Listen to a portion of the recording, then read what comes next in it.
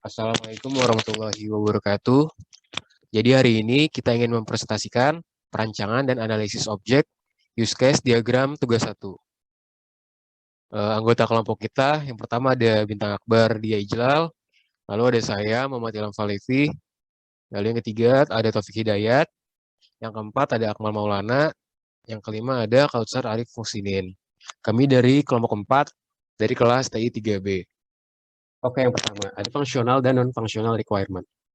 Functional requirement itu mendeskripsikan fasilitas apa saja yang disediakan sistem aplikasi lunak kepada end user. Biasanya, functional requirement ini dinyatakan oleh kebutuhan pengguna secara langsung. Functional requirement selain dapat menjelaskan, menggambarkan fasilitas-fasilitas secara mendetail untuk menjawab pertanyaan kebutuhan user tingkat tinggi. Nah, yang kedua ada non-functional requirement. Ini adalah kebutuhan yang dibutuhkan sistem dan tidak berpengaruh kepada bagaimana sistem itu bekerja. Oke, next.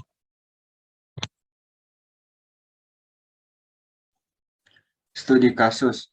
Gambaran umumnya, restoran Padang Salero Basamo merupakan restoran Padang yang viral di medsos, sehingga pelanggan yang datang dan melakukan transaksi meningkat 200%. Gak lama setelah viral, pandemi COVID-19 muncul sehingga restoran tak dapat melayani secara langsung. Sekalipun boleh makan di tempat, hanya 50% dari kapasitas restoran. Kondisi tersebut menyebabkan beberapa masalah, yaitu bagaimana cara pelanggan tetap melakukan pemesanan tanpa harus berkerumun dan antri di restoran. Bagaimana cara agar pelanggan tetap bisa makan dan dapat kepastian kapan mereka bisa datang tanpa khawatir tidak dapat tempat duduk.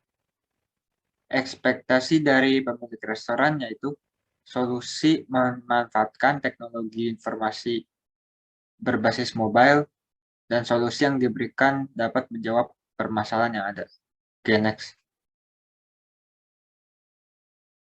Oke, ini functional requirement akan dibagi setiap aktor. Jadi pertama ada pelanggan. User dapat mengisi data diri dan membuat akun. User dapat menentukan makan di tempat booking atau pesan secara online untuk pemesanan.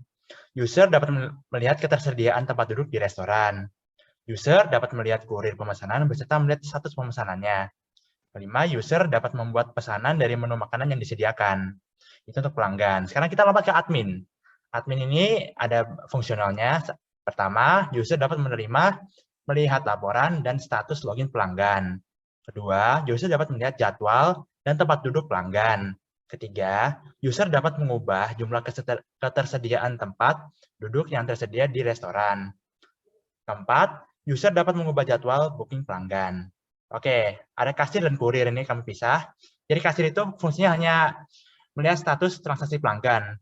Terus ada kurir, yang fungsionalnya itu user dapat melihat alamat pelanggan, dan kedua, user dapat mengecek status pemesanan. Selanjutnya ada non-functional requirement. Jadi non-functional requirement ini yang di luar dari fungsinya sendiri, jadi lebih ke sistem, boundaries-nya. Jadi pertama, sistem itu harus memastikan data hanya dapat diubah oleh admin yang terverifikasi dan berwenang saja. Maaf, itu kurang G. Sistem harus memastikan tempat meja makan tidak boleh melebihi 50% jumlah kapasitas yang disediakan restoran. Ketiga, sistem dapat memastikan banyaknya order agar tidak terjadi penumpukan dan antrian pelanggan. Keempat, sistem harus dapat berjalan di mobile. Oke, lanjut. Oke, di sini kita mempunyai use case pemesanan. Di sini terdiri dari 4 aktor. Yang pertama ada pelanggan, kedua admin, ketiga kasir, dan keempat kurir. Dari pelanggan itu bisa melakukan login. Setelah login, dia dapat mengakses berbagai menu makanan dan minuman. Setelah dia memilih menu makanan minuman, mereka dapat menentukan jumlah makanan dan minuman yang mereka ingin pesan.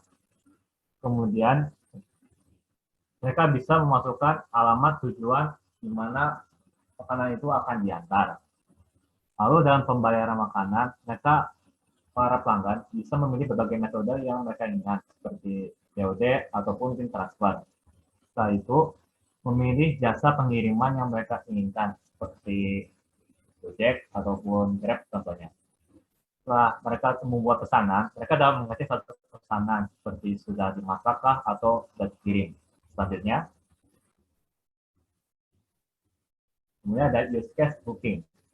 Use case booking ini kurang lebih sama kayak pemanasan. Yang pertama, para pelanggan akan melakukan login kepada aplikasi mobile. Kemudian, memilih tempat duduk yang tersedia. Setelah itu, memesan tempat duduk. Dalam memesan tempat duduk ini, mereka bisa menentukan jumlah orang yang akan datang dan jumlah meja dan kursi yang akan dipesan. Setelah menentukan jumlah tempat duduk yang akan dipesan, mereka melakukan jadwal yang akan ketika mereka akan datang. Setelah itu melakukan konfirmasi booking tempat duduk, melakukan pembayaran.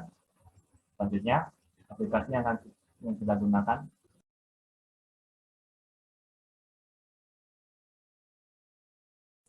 Kelebihan Microsoft Visio. Yang pertama, user friendly. Kedua, buat diagram profesional dengan mudah. Ketiga, tools yang mudah dipahami. Keempat, banyak pilihan gambar. Kelima, tersedianya template menarik. Keenam, fitur kolaborasi. Next. Adapun kekurangan Microsoft Visio yaitu hanya untuk platform Windows, yang artinya sama halnya dengan Microsoft Publisher yang hanya bisa digunakan untuk platform Windows saja.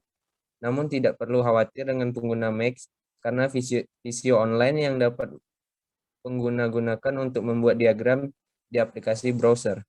Kedua, tidak gratis atau berbayar. Dan ketiga, instalasi yang rumit. Next. Ya, hanya itu yang bisa kelompok kami sampaikan. Lebih dan kurang mohon maaf. Wabillahi taufiq wal hidayah. Wassalamualaikum warahmatullahi wabarakatuh.